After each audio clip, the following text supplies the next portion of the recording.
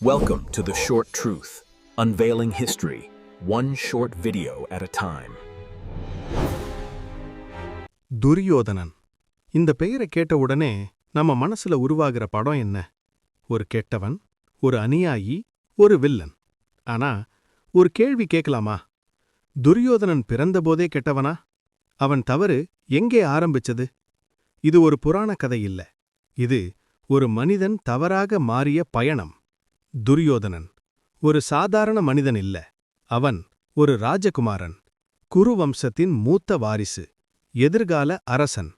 ஆனா அவன் தந்தை திருதராஷ்டிரன் கண்பார்வை இல்லாத ராஜா. இதனால துரியோதனன் மனசுக்குள்ள ஒரு அமைதியான பயம் உருவானது. இந்த சிங்காசனம் நிச்சயமா எனக்குதானா? அந்த பயம்தான் அவன் வாழ்க்கையில முதல் விதை. பிறகு வந்தது ஒப்பீடு. பாண்டவர்கள் திறமைசாலிகள், தர்மத்தின் பக்கம், மக்கள் மனசுல இடம் பிடித்தவர்கள். துரியோதனன் அதிகாரம் கொண்டவன், உரிமை கொண்டவன். ஆனா மக்கள் காதல் அவனுக்கு கிடைக்கல. அந்த நாளிலிருந்து அவன் மனசு கேட்ட கேள்வி இதுதான்: நான் குறைவானவனா? அந்த கேள்விதான் இன்செக்யூரிட்டி.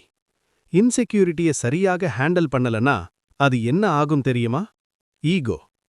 துரியோதனன் தன்னை மாற்றிக்கொள்ள முயற்சி செய்யல. மாறாக மற்றவர்களை கீழே இழுக்க முயற்சி செய்தான்.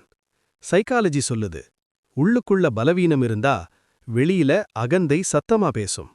இந்த இடத்துல ஒரு முக்கியமான மனிதன் வர்றார், சகுனி. ஒரு நல்ல வழிகாட்டி துரியோதனனை காப்பாத்தியிருப்பார். ஆனா சகுனி சொன்னது, உனக்கு உரிமை இருக்கு, எப்படி எடுத்தாலும் பரவாயில்லை. இது ஆலோசனை இல்ல, இது விஷம். இன்செக்யூரான மனசுக்கு தவறான ஆலோசனை கிடைத்தால் அழிவு ஆரம்பம். சூதாட்டம் அது ஒரு விளையாட்டு இல்ல, அது துரியோதனன் மனநிலையின் பிரதிபலிப்பு. அவன் நிலைத்தான், நேர்மையா ஜெயிக்க முடியல, அப்படின்னா சூழ்ச்சி மூலமா ஜெயிக்கலாம். அந்த நாள் அவன் ஜெயிச்சான். ஆனா இழந்தது தர்மம், மரியாதை, மனிதத்தன்மை. திரௌபதி அவமானம் இது ஒரு தவறு இல்ல, இது ஒரு எல்லை. அந்த நேரத்துல துரியோதனன் பவருக்காக இல்லை, பீகோ, அகந்தைக்காக செயல்பட்டான். இப்ப நீங்க எல்லாரும் என்ன பாருங்க, ஈகோ பேச ஆரம்பிச்ச நாள் மனிதன் வீழ ஆரம்பிக்கிறான். Warning ignored. அவனுக்கு எத்தனை எச்சரிக்கைகள் வந்தது தெரியுமா? பீஷ்மர் சொன்னார், விதுரர் சொன்னார், துரோணர் சொன்னார், கிருஷ்ணர் கூட சொன்னார். ஆனா அவன் கேட்கல. ஏன்னா அகந்தைக்கு ஞானம் கேட்க தெரியாது. Self deception. துரியோதனன் உண்மையிலேயே நம்பினான், நான் தர்மத்துக்காகத்தான் போராடுறேன்னு. இதுதான் மனிதனின் கடைசி வீழ்ச்சி, தன்னைத்தானே ஏமாற்றிக் கொள்ள ஆரம்பிப்பது. துரியோதனன் தோற்றதுக்கு காரணம் பலமில்லாததால இல்ல, அவன் தோற்றதுக்கு காரணம் உள்ளுக்குள்ள தெளிவு இல்லாதது, தர்மத்துக்கு மேல ஈகோ வைத்தது, பயத்தில் எடுத்த முடிவுகள். மகாபாரதம் சொல்லும் உண்மை இதுதான்: தோல்வி வெளியில் ஆரம்பிக்கல, முதலில் மனசுல ஆரம்பிக்குது.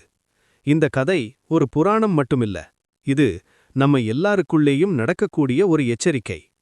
ஒப்பீட ஆரம்பிச்சா அகந்தை வளரும், அகந்தை வளர்ந்தா அழிவு நிச்சயம். துரியோதனன் தவறு செய்த நாள் இல்லை, தவறை உணர மறுத்த நாள்தான் அவன் வீழ்ச்சி. இந்த வீடியோ உங்களை சிந்திக்க வைத்திருந்தா லைக் பண்ணுங்க, ஷேர் பண்ணுங்க, சப்ஸ்கிரைப் பண்ணுங்க. ஏனென்றால் புராணம் முடிந்தாலும் பாடம் முடியல. நன்றி.